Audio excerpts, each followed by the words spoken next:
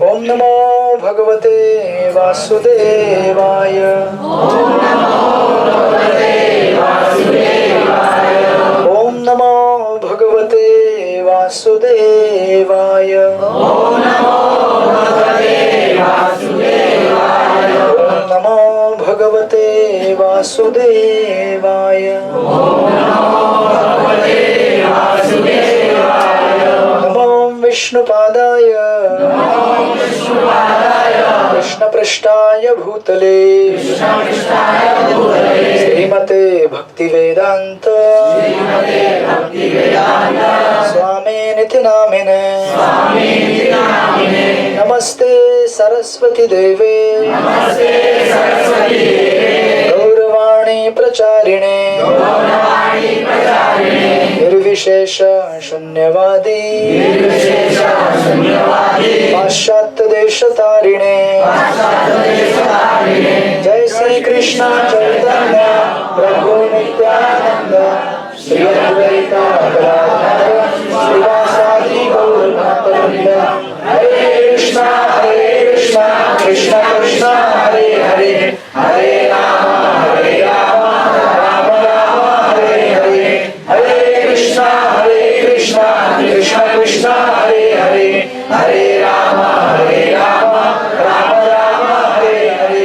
हरे कृष्ण कृष्ण कृष्ण हरे हरे हरे राम राम राम हरे हरे।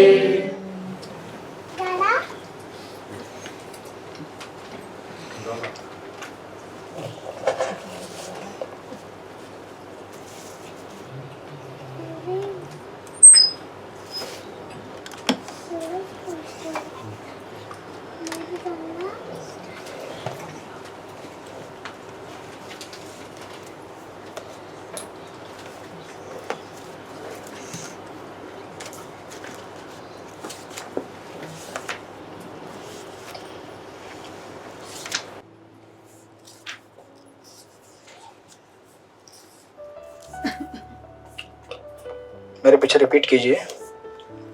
एवं गृहेषु सक्तानां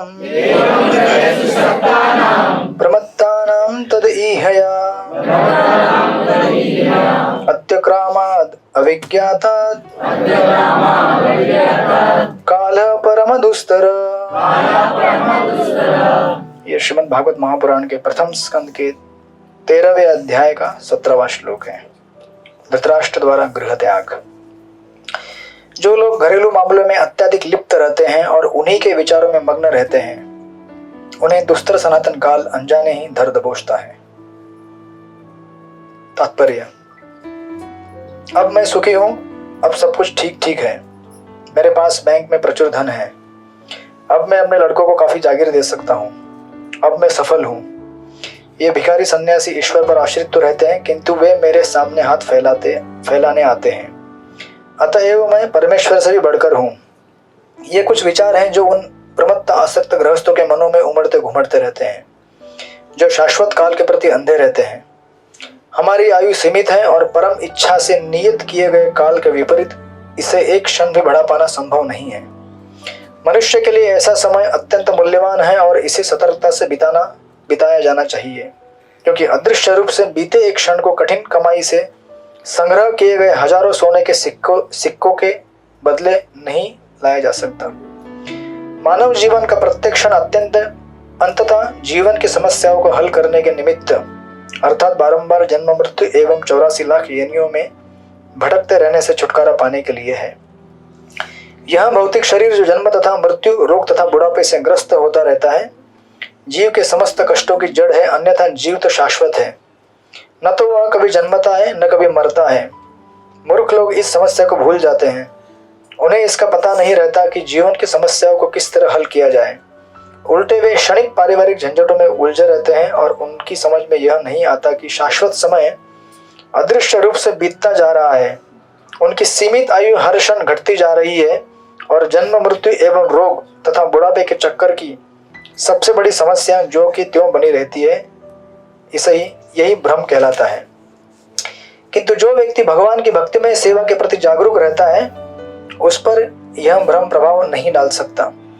युधिष्ठिर महाराज तथा उनके भाई पांडव सभी भगवान श्री कृष्ण की सेवा में लगे रहते थे और उन्हें इस भौतिक जगत के मायावी सुख के प्रति तनिक भी आकर्षण न था।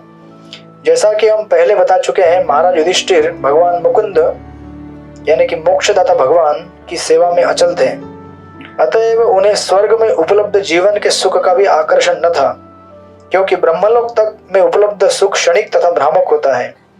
चूंकि जीव शाश्वत है, अतएव वह भगवान के नित्य धाम परव्योम में ही सुखी रह सकता है, जहां से बारंबार जन्म मृत्यु रोग तथा बुढ़ापे के इस भूभाग में कोई नहीं लौटता।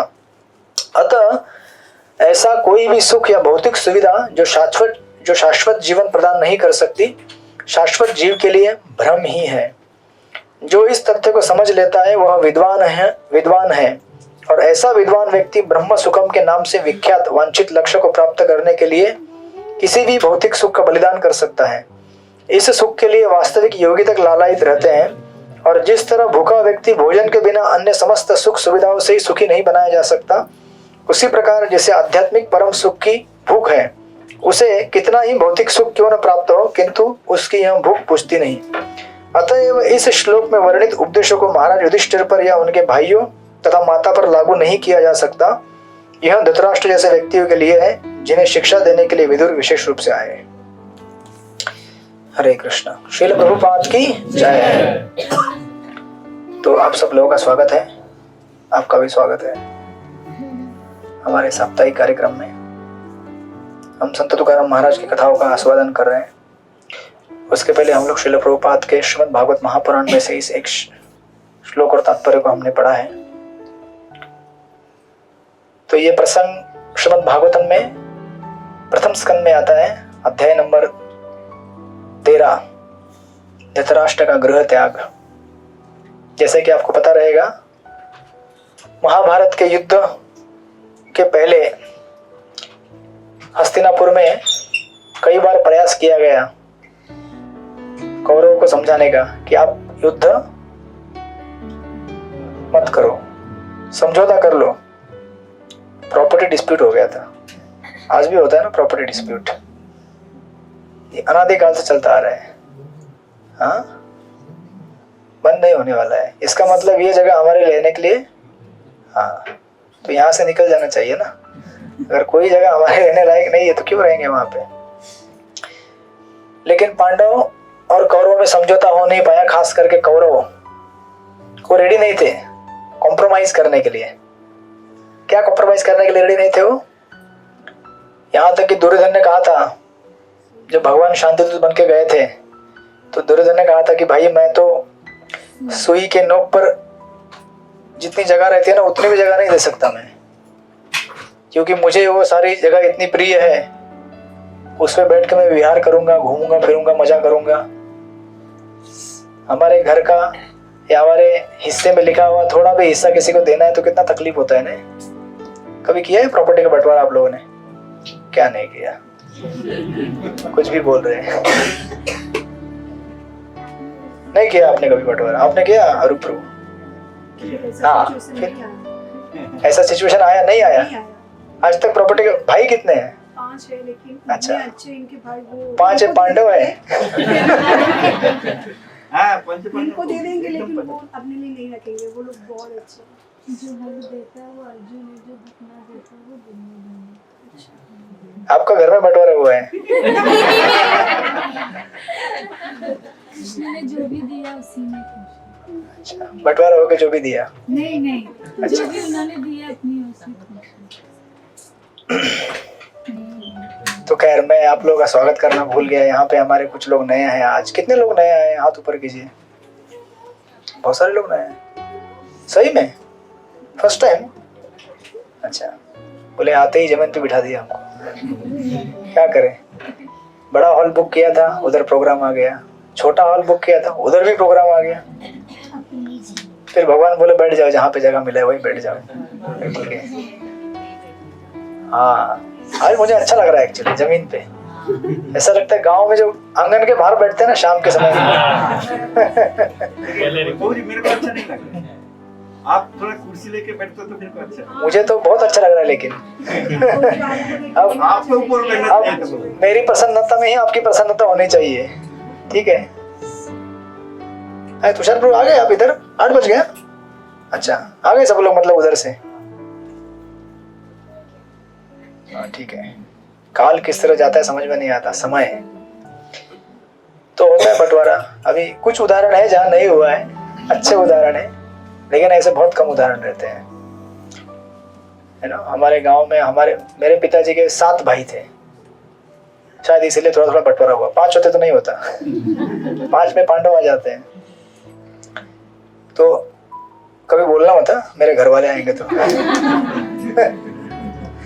तो मेरे अंकल वगैरह कभी सुनेंगे तो फिर वही साइड में ले लेंगे। अच्छा, हमारी बात बोलता है।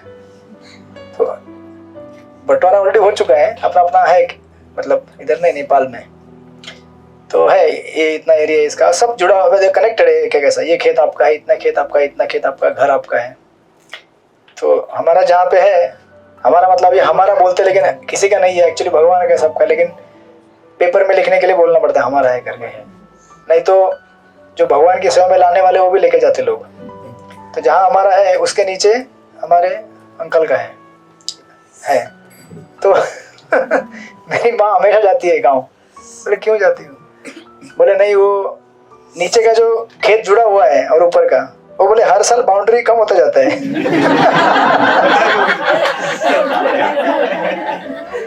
बोले हर साल मैं जाती हूँ तो ऐसा जैसे बैठे हैं ना अभी आप लोग, थोड़ा खिसक जाते हैं।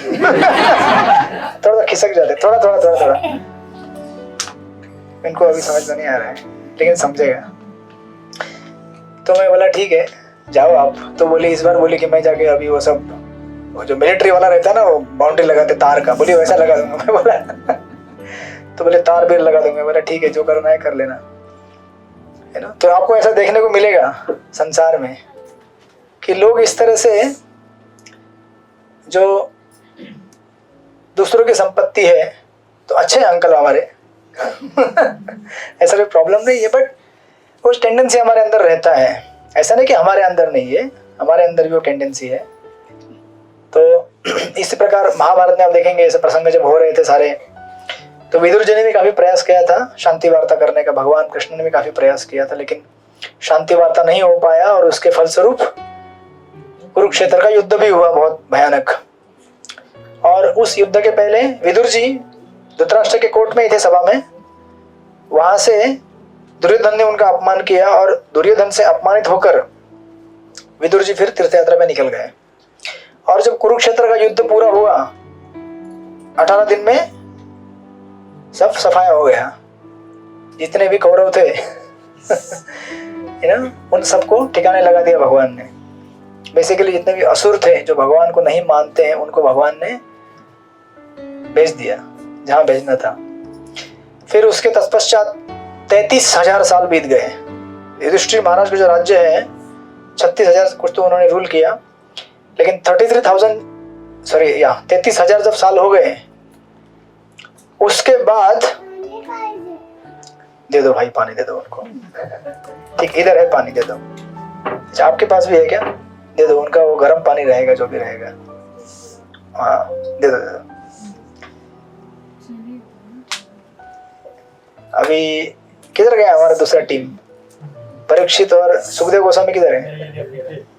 अभी ये शौनकादि ऋषि आ गए ने, सुत गोस्वामी। तो विदुर जी इतने साल तक बाहर क्या करते रहे? भ्रमण करते रहे, तीर्थयात्रा में तीर्थाटन करते रहे। वैसे आपको पता है विदुर जी कौन है? हाँ वो है ही है। हाँ उनके पूरा अपने पूर्व अवतार में क्या है? वो यमराज जी है। यमराज जी को एक बार श्राप मिला था मांडव्य ऋषि करके, वो कथा भागवतम में आती है। एक बार ऋषि मुनि, एक बार एक राजा का किंगडम था, उसमें राजा ने कुछ चोरों को पकड़ा और साथ में एक ऋषि को भी पकड़ के ले गया है सिपाही गलती से। फिर पूछा गया कि इनको डाल दो, सूली पे लटका दो उन चोरों के साथ साथ। तो ऋषि थे वो गुस्सा हो गए, यमराज के पास चले गए, बोले भाई मेरे को सूली पे क्यों चढ़ा रहे हो? तो यमराज जी ने कहा कि देखो आपने जब बचपन बालक थे तो बाल्य अवस्था में आपने एक जो सुई रहता है या पिन रहता है, टाचनी रहता है, उसने आपने एक चींटी को पिन लगाया था, तो उसकी सजा के बदले आपको सूली पे चढ़ाया जा रहा है। तो यमराज जी अपने राजा थे, ऋषि थे, वो बोले कि भाई इतनी छोटी सजा के लिए इतनी बड़ी सजा, और वो भी अनजाने में की है मैंने सजा, गलती। बराबर, जब अनजाने में कोई चीज करते हैं तो उसका दंड कम होता है, लेकिन ऐसा नहीं है ना। भौतिक जगत में आप अनजाने में भी कुछ करें तो भी आपको सजा मिलती है। ये शास्त्रों से हमें सीखना चाहिए। कभी कभी हमको लगता है कि अरे मैं अनजान था, मैंने अनजाने में ऐसा कर दिया। अभी आप अगर सड़क पे घूमेंगे, आप बोलेंगे अनजाने में मैंने वो ट्रैफिक में क्या लाइट देखा नहीं, पुलिस पूछेगी आपको लाइट देखा था आपने? नहीं, वो गलती से क्या है ना, मेरा उस समय आंख बंद हो गया। या हमको कभी कभी बोलते हैं वो सूरज का रोशनी आ गया, हमारा दिखा नहीं हमको, तो ऐसा होता है क्या? नहीं होता ना। पुलिस आपको सजा देगी ना, पुलिस थोड़ी बोलती है अनजाने में आपने ऐसा किया। या फिर प्रभुपाद कई बार उदाहरण देते हैं कि अग्नि रहती है ना, समझो आपने घर में अगरबत्ती लगाया है, कैंडल लगाया है, गलती से अगर बालक ने उसमें हाथ डाल दिया, अग्नि कभी बोलती नहीं है कि अरे अनजान है ये बालक, अबोध है, नहीं बोलती ना, जला देती है ना अग्नि। उसी प्रकार संसार के जितने नियम है ना, उसको अगर हम तोड़ेंगे तो उसकी सजा हमको मिलेगी, चाहे आप अनजाने में करें या जानबूझ में करें, कोई एक्सक्यूज नहीं है। तो ऑफकोर्स फिर ऋषि ने समझाया कि आप मुझे क्या है ये गलती है, लेकिन इतनी बड़ी सजा नहीं देनी चाहिए, उसकी एक उस मात्रा में सजा देनी चाहिए जिस मात्रा में होनी चाहिए। सजा तो पक्का मिलेगा, लेकिन अपनी एक मात्रा होती है सजा देने की। सुत गोस्वामी ठीक है बैठने दीजिए उनको, कोई नहीं, वो उनको घूमना है तो घूमने दीजिए। वो हमारे दूसरे बालक भी घूमते रहते हैं यहाँ से वहाँ, वो घूमते घूमते ही बड़े हो जाएंगे इस तरह से। आप उनको डराइए मत, नहीं तो रोना चालू कर देगा। तो फिर ऋषि ने शाप दे दिया यमराज को, बोले आपने इस प्रकार इनअप्रोप्रिएट सजा दिया, इसलिए आपको मैं शाप देता हूं, आप अगले जन्म में शूद्र, मतलब शूद्र का आपको एक बार अवतार लेना पड़ेगा। तो इसीलिए यमराज जी बन गए विदुर। तो सोचिए यमराज जी मतलब कितने बड़े बुद्धिमान व्यक्ति हैं जो धृतराष्ट्र को समझा रहे थे, लेकिन इतने बड़े व्यक्ति के समझाने के बाद भी धृतराष्ट्र समझे नहीं, क्योंकि उनकी आसक्ति थी ना, किससे? पुत्र मोह से आसक्ति थी। मेरा पुत्र बोल रहे हैं, थोड़ा खिसक के जमीन लेता हूँ। लेने दो। ऐसे करते करते पूरा हड़पना चाहता हूं मैं, राइट। फिर विदुर जी, फिर बाद में आपको महाभारत में कुरुक्षेत्र का युद्ध हो गया। फिर लगभग ये 33,000 ईयर्स के बाद विदुर जी वापस आ गए हस्तिनापुर में। किस लिए? विदुर जी तो तीर्थाटन पे गए थे। पुराने जमाने में तीर्थ यात्रा पे जाना मतलब गया हो, वापस गारंटी नहीं आएगा, मोस्टली नहीं आते थे लोग।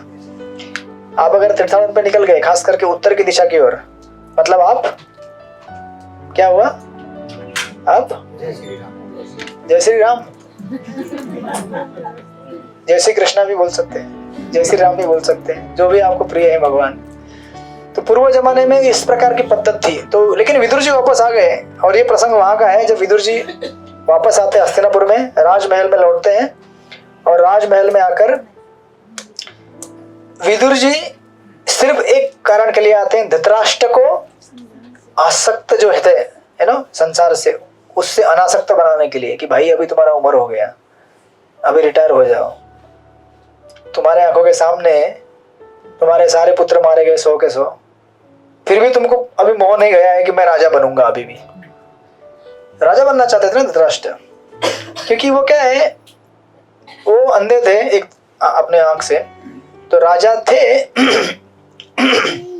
पांडु के जाने के बाद, ऑफ कोर्स महाराज पांडु के, लेकिन उनको फिर भी सेटिस्फैक्शन नहीं था कि मैं राजा हूं करके, और प्लस जो हेरिटेज था वो पांडव के पास था, तो इसलिए देना नहीं चाहते थे वो उनको, इसलिए सोच रहे थे कि मैं नहीं बनूंगा तो क्या होगा, मेरे पुत्र तो बनेंगे। लेकिन पुत्र बेचारे क्या हो गए, है ना, कुरुक्षेत्र युद्ध भूमि में मारे गए, क्योंकि अधर्म के मार्ग पर चल गए थे। धर्म के मार्ग में चलते तो शायद भगवान कृष्ण उन्हें भी राजा बना देते, लेकिन अधर्म के मार्ग में चलने की वजह से उनका भी विनाश हो गया। उसके बाद विदुर जी जब यहाँ पे आते राजमहल में, तो धृतराष्ट्र अपने जो क्या बोलते, भतीजे बोलते हैं ना आप लोग, हाँ, ये सारे जो पांडव थे, युधिष्ठिर महाराज, पांडव, नकुल, सहदेव, और खास करके भीम, इनके आश्रय में जी रहे थे। और आगे आप देखेंगे यहाँ पे कई श्लोक आते हैं, वर्णन आता है, एक श्लोक में लिखते हैं यहाँ पे, प्रतिक्रिया न यस्य कुतश्चित करीचित प्रभो स एष भगवान काल सर्वेशाम न समागत। इस भौतिक संसार में कोई भी व्यक्ति इस भयावह स्थिति का निराकरण नहीं कर सकता जो आपके सामने आया है राजन। हे स्वामी, शाश्वत काल के रूप में पूर्ण पुरुषोत्तम भगवान हम सबों के पास आ पहुंचे हैं। भगवान हमको हर घड़ी पीछा करते रहते हैं काल के रूप में, हर क्षण, और हम क्या करना चाहते हैं, उनको दूर भगाना चाहते हैं। नहीं बताओ, लेकिन टाइम ऐसा है कि वो आपके पास आके रहेगा और आपको पीछा करते, टाइम आपका पीछा कर रहा है, बराबर। 8:15 हो गया, 15 मिनट पीछा करके आपको छोड़ेगा नहीं, कितना भी भागना चाहो। तो अभी आप बोलेंगे कि फिर इससे कैसे भागेंगे, किससे बचेंगे? अरे आए हैं भगवान तो स्वीकार लो उनको, बोले भगवान आए हो ना, आ जाओ। राइट, भगवान के अनेक अनेक स्वरूप है। फिर एक सुंदर आगे एक श्लोक आता है, कहाँ गए वो, ओ सॉरी, हाँ, विदुरस्त अभिप्रेत्य धृतराष्ट्रम भाषत राजन निर्गम्यताम शीघ्रम पश्यम इदम भयम आगत। महात्मा विदुर यह सब जानते थे, अतः उन्होंने धृतराष्ट्र को संबोधित करते हुए कहा, हे राजन। राजा नहीं थे धृतराष्ट्र उस समय, फिर भी क्या कहा, राजन। क्यों? क्योंकि उनको राजा बनना था, मोह था, तो इसलिए अगर मैं राजा बोलूंगा तो कम से कम थोड़ा सुनेगा, इसीलिए राजन बोल रहे हैं। हे राजन, कृपा करके यहाँ से शीघ्र ही बाहर निकल चलिए, विलंब ना कीजिए। जरा देखिए तो भय ने किस प्रकार आपको वशीभूत कर रखा है। जिस भीम को आपने मारने का प्रयास किया, आज उसी के टुकड़े पे क्या कर रहे हो, पल रहे हो। ये कोई जिंदगी है? हाँ? जिंदगी शान से जी जाती है, स्वाभिमान से जी जाती है, और आपका इस समय ये उम्र नहीं है इस तरह से भीख मांगकर जीवन जीना, आपको शोभा नहीं देता है। एक समर्थ पुरुष की तरह घर छोड़ दीजिए। अभी वैदिक काल में ये बहुत जबरदस्त चीज मानी जाती थी। कोई भी घर में अगर बुजुर्ग व्यक्ति दिखे तो उसको लोग गाली देते थे, कितना आ सकते हैं, घर छोड़ दे, इतना उम्र हो गया, अभी जाओ वानप्रस्थ लो, वन में जाके तपस्या करो, भगवान की प्राप्ति करो, भजन करो भगवान का। तो आपको अभी आप घर में रहिए जो भी बुजुर्ग है, क्योंकि अभी काल अलग है, अभी समय अलग है। हाँ, अभी अगर घर में कोई रहते हुए भगवान का भजन नहीं करेगा तो गाली देना चाहिए। हरे कृष्णा कृष्णा कृष्णा हरे हरे, हरे राम राम राम हरे हरे। तो घर में जाके गाली मत देना आज, ठीक है? डायरेक्टली धीरे धीरे समझाना उनको कि अभी जीवन का क्या लक्ष्य है, अभी आपके समय, आपके पास कितना कम समय बचा हुआ है, आपको भजन करना चाहिए भगवान के, समझाइए उनको। राइट, तो ये यहाँ पे समझाने का प्रयास करते। तो ऑफकोर्स हम लोग फिर इसी कड़ी में संत तुकाराम महाराज की कथाओं का आस्वादन कर रहे थे पिछले कुछ महीनों से, जो कि अभी उनका अंतिम पड़ाव है। संत तुकाराम महाराज, इनके जीवन में हमने कई कई घटनाएं देखी, लेकिन हमने जो लास्ट बड़ा था, उनके जीवन का एक अंतिम प्रयास भगवत धाम जाने के पहले, आपको याद रहेगा मैंने आपको बताया था कि लोहगांव जहाँ पे प्रचार करने के लिए जाते थे संत तुकाराम महाराज, पुणे के इधर लोहगांव, उधर जाते थे। लोहगांव में प्रीचिंग कई बार उन्होंने किया और अंत में प्रीचिंग करते करते सबका परीक्षा आ गया। जब आप अच्छा भक्ति करते हैं ना तो भगवान आपको परीक्षा लेते हैं, और जो भक्ति नहीं करते उनका परीक्षा नहीं लेते, बराबर ना? आप ऐसा बोलेंगे जो फेल हो गया है अभी उसको क्या पास करे, वो फेल ही होता है। ट्यूशन किसको पढ़ाया जाता है? जिसको पास होना है, राइट? जिसको अगली कक्षा में जाना है, जिसको आगे थोड़ा आइए, आगे आगे, अभी खिसक जाइए जगह बनाइए भक्तों के लिए, आइए आगे आइए, इस तरफ आइए, डरो मत, बिल्कुल डरो मत। जींस पैंट पहने है ना, कुछ ठंडा नहीं लगेगा। आ जाओ डरो मत, मैं कुछ नहीं करूंगा। आगे आ जाओ, सिर्फ गोद में मत बैठना अभी गोद में बैठने के लिए थोड़ा समय, तो जब उठेंगे तभी बैठ जाना। अगर कोई छोटा बालक मस्ती करेगा ना तो ये बालक उसको कंट्रोल करेगा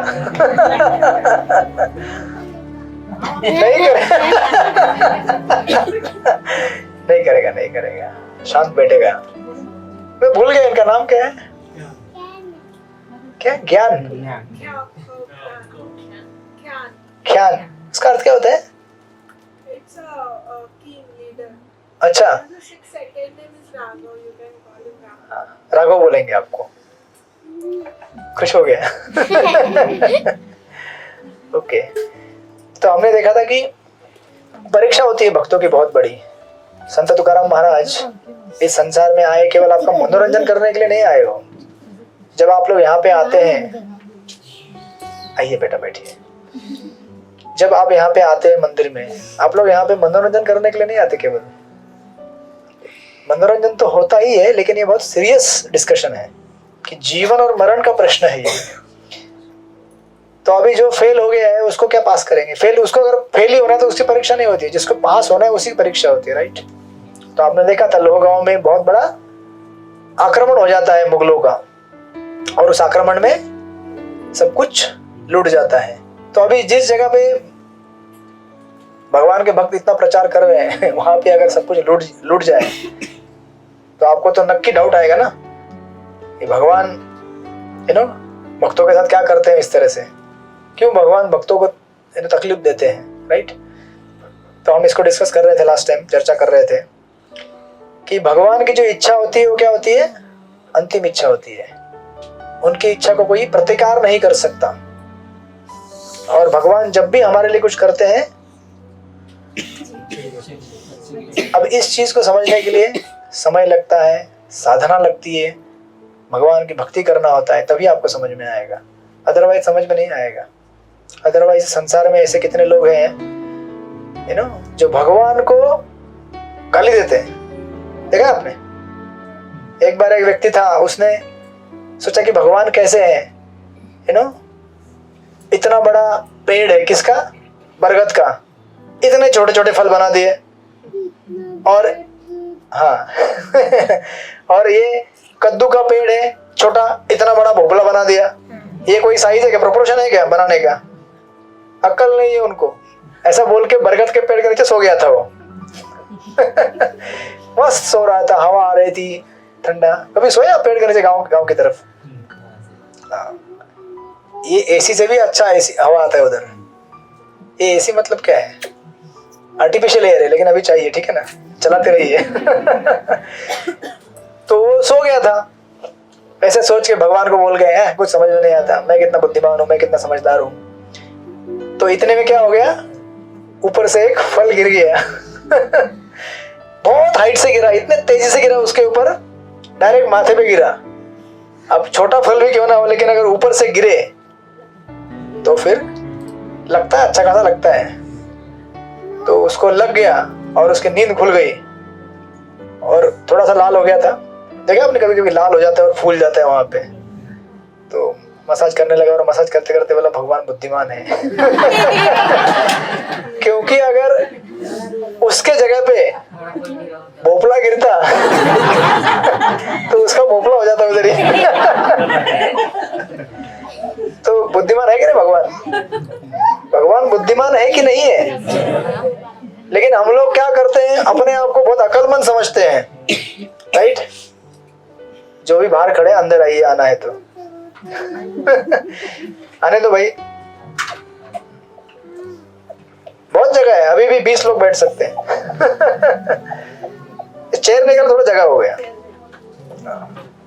तो उसके बाद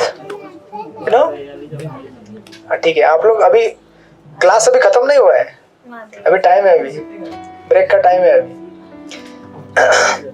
तो इस प्रकार लोग क्या करते हैं, अपने आप को बुद्धिमान समझते हैं, मुझसे बुद्धिमान कोई नहीं है।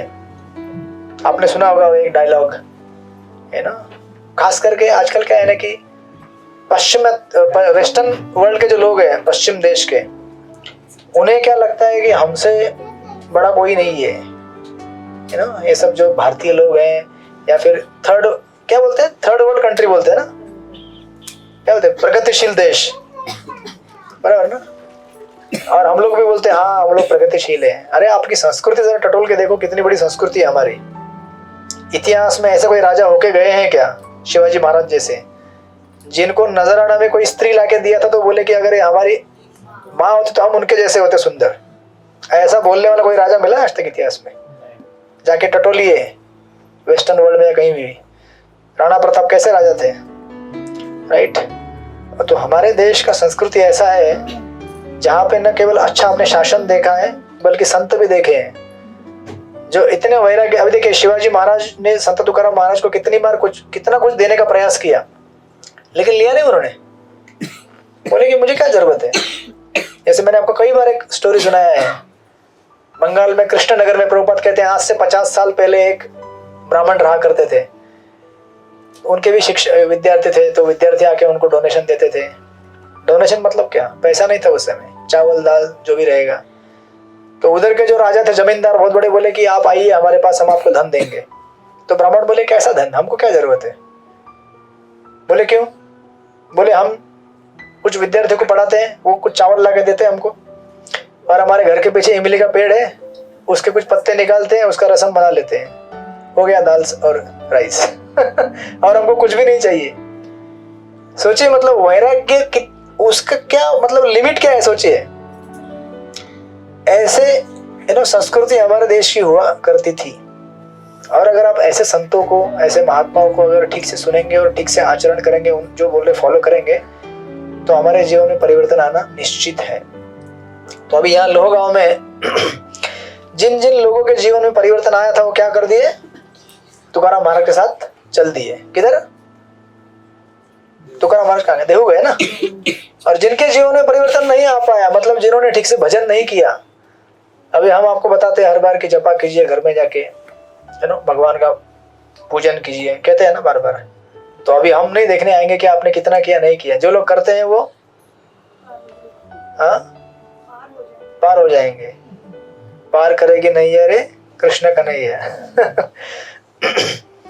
और जो लोग नहीं करेंगे भजन, वो ऐसा नहीं कह रहा हूँ कि उनका कुछ बड़ा नुकसान होगा, आप सब अच्छे रहेंगे, लेकिन भगवत धाम जाने के लिए विलंब लगेगा हमको, राइट? तो यहाँ पे संत तुकाराम महाराज कहते हैं, यहाँ पे लिखा है, ऑथर ने लिखते हैं की आधीच तुकारामांबद्दल सर्व लोहगाव वासियांच्या हृदयात अत्यंत प्रेम होते आणि आता त्यांची धनसंपत्ती लुटून गेली, म्हणून त्यांच्या हृदयात वैराग्य उत्पन्न झाले होते। अगर हमें संतों के प्रति प्रेम है, तो अगर हमारे जीवन में रिवर्सल अगर आता है, तो हमारा संतों से और अटैचमेंट बढ़ जाता है। और अगर उनके प्रति प्रेम नहीं है हमारे हृदय में उत्पन्न किया हमने, तो रिवर्सल आते तो हम दूर हो जाते हैं। भाई इसके संग में आने की वजह से मेरा सब सत्यानाश हो गया। जब से बाबा लोगों के संग में आया हूं तब से मेरा सैलरी कम हो गया, मेरी बीमारी आ गई, मेरा ये हो गया, वो हो गया, फलाना फलाना फलाना फलाना। लेकिन हमें जानना चाहिए कि संसार में जो भी कष्ट आते हैं वो हमारे पूर्व कर्मों की वजह से आते हैं, हमारे प्रारब्ध की वजह से आते हैं। इसमें भगवान का कोई दोष नहीं है, ना किसी का दोष है। उसको हमें सहन करना होता है। सहन करते हुए अगर हम भगवान का भजन करेंगे, हरे कृष्णा कृष्ण कृष्ण हरे हरे, हरे राम राम राम हरे हरे, तो भगवान आपके ऊपर जल्दी प्रसन्न होंगे। भजन तो एनीवे हमको करना ही है ना। अगर आपने सोच लिया है कि भगवान का नाम लेना है तो वह नाम लेना ही है, लेकिन अभी उस नाम को थोड़ा प्रेम से ले लीजिए ना, अगर लेना ही है तो, राइट। तो कभी गर्मी होती है, कभी सर्दी होती है, इसका मतलब ये थोड़ी है कि आप लोग भोजन लेना बंद करते, नहीं ना, खाते हैं ना, उतना ही प्रेम से तभी भी खाते हैं जब गर्मी होती है, उतना ही प्रेम से खाते हैं तभी जब ठंडी होती है, बराबर ना। उस समय ये नहीं बोलते आज बहुत गर्म हो रहा है तो मेरे भूख नहीं लग रही मुझे बिल्कुल, मैं कुछ खाने वाला नहीं हूँ आज, होता कभी ऐसा? जो अपना फिक्स टाइम रहेगा खाते हैं ना, 2 टाइम 3 टाइम जो भी रहेगा आपका, किसी का 4 टाइम किसी का 5 टाइम रहता है। ऑफिस में चाय पी लिया, फिर वड़ा पाव खा लिया, फिर ये हो गया, फिर घर पे आ गए, क्या क्या खाते हैं लोग, बाप रे। हमारे ट्रेन में एक बार मैं जर्नी कर रहा था, यार कहाँ पे गया था मैं, यात्रा पे कहीं, तो सामने मैं ऊपर की सीट पे था साइड वाले, और इधर हम 4-5 भक्त थे, तो कोई एक फैमिली आ गया बैठ गया वहां पे, ऐसे ही 2 बच्ची थी और माता पिता थे, उनके हाथ में अच्छे अच्छे मोबाइल थे, मतलब अच्छे घर के थे, ऐसा लग रहा था कि अच्छे घर के हैं। लेकिन क्या हुआ ना कि ऑफकोर्स मोबाइल रहना मतलब अच्छे घर का नहीं, बट उनका लक्षण कैसा था कि मोबाइल में कंटिन्यूस देख रहे थे कुछ ना कुछ। तो मैं समझ गया कि ये लोग बहुत डिस्ट्रैक्टेड लोग हैं, क्योंकि माता पिता दोनों देख रहे थे तो बालक भी दोनों देख रहे थे। तो बोला अच्छा ट्रेनिंग है यार। माता पिता भी देख रहे और बालक को भी, हाँ देखो कौन सा देखना है, हाँ इधर देखो, ये देखो, बता रहे थे। तो मैं बोला ठीक है, अच्छा है। तो इतने में सुबह का टाइम था, कोई नाश्ता वाला आ गया तो उन्होंने ले लिया, समोसा आता है, क्या क्या आता है। फिर उसके बाद में आपको तो पता है दिन भर गाड़ी में लोग आते ही रहते हैं कोई ना कोई। तो मैं बोला ठीक है, अभी इनका समोसा खा के हो गया तो अभी चुप बैठ जाएंगे। तो समोसा खा लिया उन्होंने। फिर आधे घंटे में कोई तो कोल्ड ड्रिंक वाला आ गया, तो मम्मी ने पूछा बेटा पिएगा? हाँ मम्मी पीऊंगा। बच्चा थोड़ी ना बोलने वाला है अभी, तो उसको पिला दिया। फिर बाद में 12 बज के लंच आ गया, मैं देख रहा था ऊपर से, मैं बोला था मुझे भूख लग रही है यार। क्योंकि क्या होता है ट्रेन में बाहर का नहीं खा सकते ना हम लोग, कांदा लहसुन वाला रहता है, और हमारा प्रसाद 4 बजे आने वाला था, किधर तो सूरत है किधर कहीं से आने वाला था। तो मैं देख रहा हूँ ये लोग खाते जा रहे हैं। फिर उसके बाद 12 बजे लंच मंगाया, फिर खा लिया वो लोगों ने। फिर अभी तो क्या होता है दोपहर के टाइम वो सब ट्रेनिंग रहता है ट्रेन में लोगों को, कौन से टाइम में क्या आइटम भेजना है।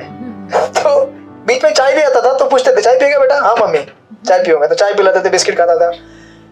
फिर उसके बाद में दोपहर के 1-2 बज गए, फिर भेल वाला आना चालू हो गया। 2-3 बजे के आसपास, बेटा भेल खाएगा? हाँ मम्मी। भेल भी खा लिया उसने। मैं बोला यार ये मतलब बालक है क्या है, मतलब 2-3 लोग थे। फिर बाद में वो ककड़ी वाला आता है, क्या कंटिन्यूअस चल ही रहा था उनका, कंटिन्यूअस चल ही रहा था। तो मैं नॉन स्टॉप। तो मैं क्या पॉइंट बता रहा था, पॉइंट भूल गया मैं, क्या बता रहा था मैं, इसको कनेक्ट किस कर रहा था मैं? अरे उसके पहले में कुछ, हाँ रिवर्सल्स आते हैं।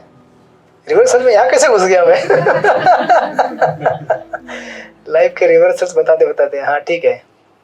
तो रिवर्सल जब आते हैं हमारे लाइफ में, हमारे जीवन में जो कुछ घटनाएं होती है, उसका इंटरप्रिटेशन हम लोग कैसे निकालते हैं वो हमारे साधना के ऊपर निर्भर करता है, उसका अर्थ कैसे निकालते हैं। क्योंकि इस्कॉन में तो कितने सारे लोग आके गए हैं आज तक, कितने सारे लोग आते हैं जाते हैं डेली। आप जुहू में जाएंगे तो वहाँ 15-15, 20-20 हजार लोग जाते हैं डेली दर्शन। वीकेंड में तो लाखों लोग रहते हैं। तो इतने, इनमें से कितने लोग भक्त बनते हैं?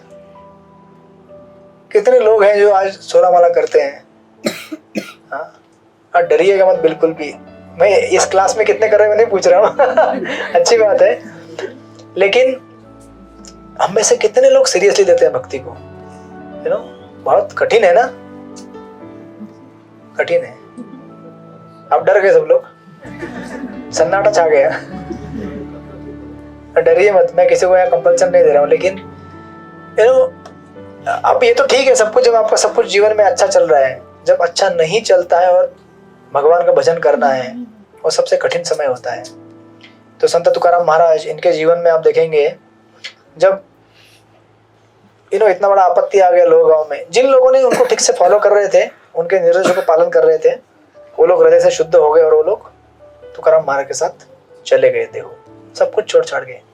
बोले वैसे भी अभी सब लूट गए, अभी क्या वो बचा खोचा जमीन को क्या अभी करने का, है ना, जिसको लेना है ले लो, अंकल चाचा मामा आंटी अभी हम चले जाएंगे तुकाराम महाराज के साथ, और चले गए।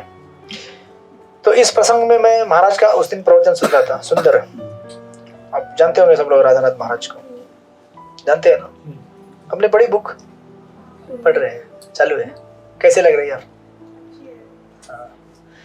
तो उन्होंने कुछ सुंदर चीजें बताई है, मैंने कुछ डॉक्यूमेंट की पेपर में।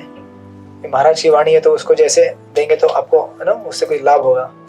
मैं तो यहाँ वहाँ की बातें करता रहता हूँ, लेकिन महाराज की वाणी से सुनना बहुत जरूरी है हमें, है ना, या श्रील प्रभुपाद के। तो उसके कुछ मैंने 2-3 इंपॉर्टेंट पॉइंट्स मैंने लिख के लाए यहाँ पे, जो आपको थोड़ा सा शेयर करने का प्रयास करेंगे।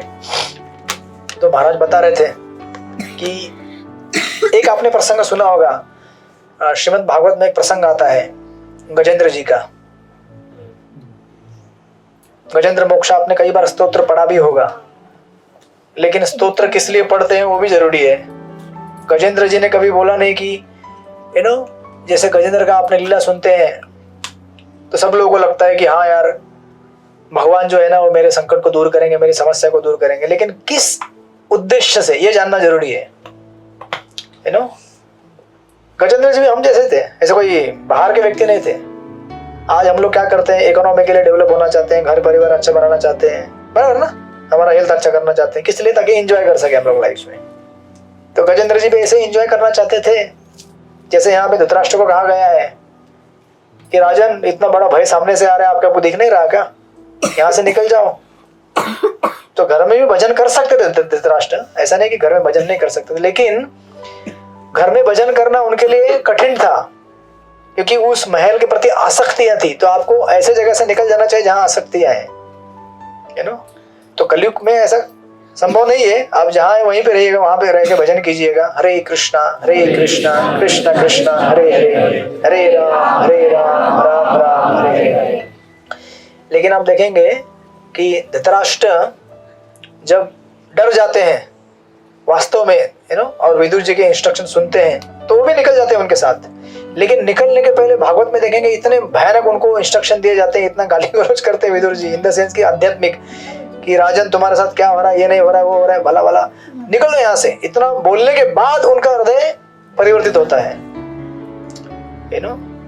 तो ये श्रीमद् भागवत या फिर संत तुकाराम महाराज के उपदेश या गीता, ये सब क्या है हमारे लिए? एक तरह से क्या है, भगवान क्या आपसे 1-to-1 बात करते हैं, बोलते हैं बेटा ऐसे मत करो, ऐसे करो, यहाँ मत जाओ, वहां मत जाओ, ये करने से ये होगा, राइट। क्योंकि संसार इतना कॉम्प्लिकेटेड है, इतना जटिल है, आप कुछ सोचते हैं होता कुछ और है। हुआ है आपको ऐसा कभी? आपने आज तक जो सोचा था हुआ है एग्जैक्टली डिक्टो वैसा का वैसा? क्यों नहीं हुआ?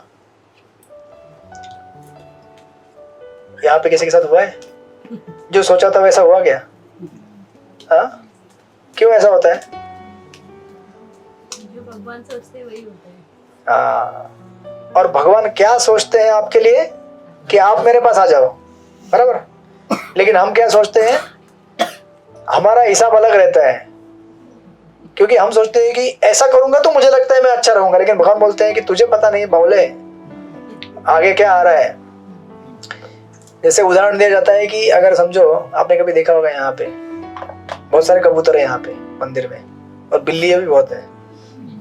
महाराज, ये पुराना लेक्चर है महाराज का, आज से 10-15 साल पुराना लेक्चर रहेगा। उस प्रवचन में कह रहे थे कि कभी कभी क्या होता है ना कि हमारे सामने संकट रहता है लेकिन हमको दिखता नहीं है। क्यों नहीं दिखता है?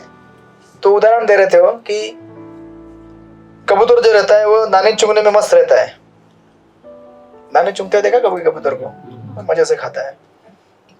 फिर थोड़े दूर पे ना बिल्ली बैठी रहती है, बड़ी बिल्ली, बड़े बड़े पंजे ऐसे करते हुए अभी खा रहा है वो, खाने दो उसे और दाने खाने दो। वो बेचारा मग्न रहता है खाने में, एकदम मस्त रहता है। फिर जैसे वो मग्न रहता है, क्योंकि वो उस चीज को खाने में बिजी रहता है, इसलिए उसको दिखता नहीं है सामने कि क्या आ रहा है सामने से। उसी समय बिल्ली क्या कर देती है, धड़ाम। फिर उस जगह पे केवल बिल्ली के पंख, अपने कबूतर के पंख बच जाते हैं, बाकी कुछ नहीं बचता। राइट। तो अभी उसको देखना चाहिए ना कबूतर को कि सामने कौन आ रहा है, क्योंकि दिखता नहीं उसको। क्यों नहीं दिखता? इस दुनिया को एंजॉय करने में मस्त हो गया है वो। बराबर ना बेटा? जब हम किसी चीज को भोग करने में बिजी हो जाते हैं तो हमको आगे पीछे इधर उधर से क्या खतरा आ रहा है दिखता नहीं है। और ये भौतिक जगत वैसा ही है। गजेंद्र जी भी ऐसे ही थे, मजा कर रहे थे, सूंड में पानी लेके फेंक रहे थे सबके ऊपर, है ना। पानी दीजिए इनको, पानी है, हाँ पानी पी लो बेटा। तो गजेंद्र जी को नहीं पता था कि इतना घूमना फिरना, पिकनिक, है ना, होटल से ऑर्डर कर रहे थे आइटम, भाई ये लेके आओ। हाँ बिल में भर दूंगा, हमारा क्रेडिट कार्ड है, चलो स्वाइप कर देता हूँ, कितना खाना है खाते रहो बच्चों, मजा करो, ऐसा है वो। सब कुछ कर रहे थे और अचानक मगरमच्छ ने क्या कर दिया? धड़ाम। और ऐसा पकड़ा कि वो युद्ध 1000 साल तक चलता रहा। कितना? 1000, वो भी सेलेस्टियल ईयर्स, देवताओं के हिसाब से। उतना युद्ध चला उनका, मगरमच्छ और, है ना, गजेंद्र जी का। 1000 साल तक पैर नहीं छोड़ा उसने, और ना ही छोड़ने वाला था, ना कभी छोड़ेगा वो। तो आपको क्या लगता है कि हम सबको अज्ञान ने पकड़ के रखा है? अज्ञान हमको छोड़ने वाला है? कभी नहीं छोड़ेगा जब तक हम लोग भगवान को शरणागत नहीं होंगे। भगवान को शरणागत होना बहुत जरूरी है, क्योंकि संसार में अज्ञान इतना भयंकर है कि अगर हम थोड़ा भी इनअटेंटिव रहेंगे तो हमको माया क्या कर सकती है? फटाफट से अपना शिकार बना लेगी वो। कबूतर को कैसे शिकार बनाती है वो, उसी तरह से। तो इसलिए ऑफकोर्स महाराज जी कह रहे थे कि अभी इसी प्रसंग से जोड़ के महाराज जी कह रहे थे, मतलब इससे पैरेलल जुड़ता है, इसलिए मैंने वो सेक्शन सुन रहा था तो मुझे याद आ गया कि कितने सारे लोगों ने भजन किया होगा तुकाराम महाराज के साथ, दो गांव में कीर्तन किया होगा, चैंटिंग किया होगा, सब कुछ किया होगा, बराबर। लेकिन महाराज कहते हैं कि हम भक्ति को ना, जो आध्यात्मिक क्रिया करते हैं उसको दो तरह से देख सकते हैं, एक्सटर्नली, इंटरनली। कभी कभी हमें लगता है कि अगर मैं 20-25 श्लोक मेमोराइज कर लूंगा गीता के तो मैं बड़ा विद्वान हूं। नहीं लगता आपको? नहीं लगता? आपके बच्चे बोलते होंगे तो आपको अच्छा लगता होगा ना, अरे मेरा बेटा भले करताल कैसे ही बजाओ, लेकिन लगेगा अरे मेरा बच्चा करताल बजा रहा है। भले कैसे ही बजाए वो, राइट। ठीक है, सेंटिमेंट माँ बाप का अच्छा है, चाहते हैं वो बालक सीखे। लेकिन हम लोग इस चीज को थोड़ा सा अगर ठीक से समझेंगे कि हमारे जीवन में हमें लगता है कि हम लोग एक 10-12 श्लोक पढ़ लेंगे, मतलब मेमोराइज कर लेंगे, तो हमें लगता है कि मुझे गीता आती है। हमें लगता है कि मैं अगर एक 20-25 माला कर लूंगा चैंटिंग की तो मैं चैंटिंग करता हूँ मैं। हमें लगता है कि मैं अगर वृंदावन जाऊंगा 2-4 गोवर्धन परिक्रमा कर लूंगा, मैं वृंदावन जाके गोवर्धन परिक्रमा कर लिया, मैं बहुत बड़ा भक्त हूँ, राइट। फिर अचानक क्या होता है, जैसे मुगलों का आक्रमण हुआ, लोग गाँव में आक्रमण हो जाते हैं हमारे जीवन में, तब पता चलता है कि हमारा जपा सचमुच जपा था क्या? हो, मैं जपा कर रहा था, मैं जपा कर रहा था और साथ में सोच रहा था कोई मेरा फोटो खींच रहा है क्या? कोई मुझे देख रहा है? नहीं देख रहा है, मजा नहीं आ रहा है आज जप में। 4 मैं श्लोक बोलता हूँ तो कोई मेरा वीडियो निकाला क्या इंस्टाग्राम रील डालने के लिए? नहीं निकाला, मजा नहीं आया आज। देखिए, तथाकथित भक्ति और वास्तविक भक्ति में बहुत बड़ा फर्क होता है। फिर ये तो एक चीज है, फिर साथ में हम लोग कभी कभी सोचते हैं कि, है ना, कैसे भी करो, कुछ भी करो, भगवान का नाम लो, हम भगवान के पास पहुंच जाएंगे। ये अपने आप में एक अच्छा भाव है, लेकिन अच्छा नहीं भी है एक तरह से। अगर आपको डॉक्टर ने कोई दवाई दिया है, आप ऐसा बोलते हैं क्या? हाँ, कैसे भी ले लो, मैं चलेगा वो, उसको दाल में डाल के पी लूं, है ना, सूप को चावल में डाल के पी लो, होता है कभी ऐसा? नहीं ना। उसका अपना अपना एक प्रमाण, प्रिस्क्रिप्शन, कैसे लेना है, कब लेना है, टाइमिंग, सब कुछ रहता है। तो इसलिए तथाकथित भक्ति करने से, देखिए मैं आपको ये सब बता रहा हूँ कि आप लोग काफी समय से आ रहे हैं, मैं किसी को डिस्करेज नहीं करना चाहता। जो लोग अच्छा जप करते हैं या शुरुआत किए हैं, अच्छा जप करते रहिए, अच्छा कीजिए। लेकिन मेरे कहने का अर्थ ये है कि भगवान के नाम जप, भगवान की भक्ति को गंभीरता से लेना पड़ता है। ये सब ऐसे करने के लिए करने से नहीं होता है, राइट। ये जब थोड़ा समय जाने के बाद आपको भक्ति में पता चलेगा। आप उदास हो गया क्या? मैंने बोला तो ऐसा नहीं ना। कोई एसी को नीचे गिराने का प्लान है क्या? हनुमान जी मत बनिए अभी। तो संत तुकाराम महाराज के साथ इतने लोग भजन किए, लेकिन ऐसा उनका हाल भी हो सकता है अगर सीरियसली भजन नहीं करेंगे उनके साथ तो, गंभीरता से। तो आपको महाराज जी बता रहे थे कि इस संसार में ऐसी माया हमारे आसपास रहती है हमेशा, जो हमको भ्रमित करेगी। इसलिए देखिए कुंती महारानी क्या बोलती है कि मेरे जीवन में संकट आने दो, बार बार। क्यों आने दो संकट? पढ़ा आपने भागवतम में, महाभारत में। कुंती महारानी बोलती है कि भगवान मेरे जीवन में संकट देते रहो आप। हम लोग बोलते संकट लेते रहो। यही फर्क होता है भगवान के शुद्ध भक्तों को और हमारे बीच में। हम लोग क्या बोलते हैं? अरे जोर से बोलो, डरो मत यार। संकट हर लो हमारे, जय जगदीश हरे। सुख आने दो जीवन में, दुख हर लो पूरा। लेकिन संसार में ज्यादा रास्ते जो हमारे हैं जिस पे चलते हम लोग, वो रास्ते कैसे हैं? फूलों से बने हुए नहीं है। कैसे बने हुए हैं? कितना प्रेम से बोल रहे, कांटों से। जब ये कांटे चुभेंगे आपको, उस समय लग गया कांटा, नहीं चाहिए कांटा, फूल चाहिए हमें, फूल। भगवान फूल भेजो, फूल डालो आगे। भगवान बोलते हैं ये जगह फूल भेजने की जगह नहीं है, यहाँ कांटे ही गिरेंगे तुम्हारे ऊपर। जब भगवान रामचंद्र दंडकारण्य में चले, चित्रकूट में चले, कई जगहों पे चले, तो बिना चप्पल के चले हो, उनके पैर में कांटे चुभे। और देखिए भगवान कृष्ण भी वृंदावन में भ्रमण किए, उनके पैर में भी कांटे चुभे। हमने लास्ट टाइम पढ़ा था ना श्लोक, भूल गए आप लोग?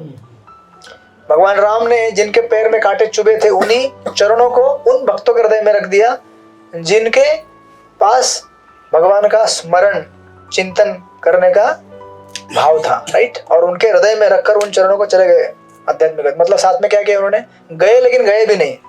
इसलिए भगवान आज नहीं है यहाँ पे, लेकिन फिर भी है उनके हृदय में जिनको उन्होंने धारण करके रखा है, राइट।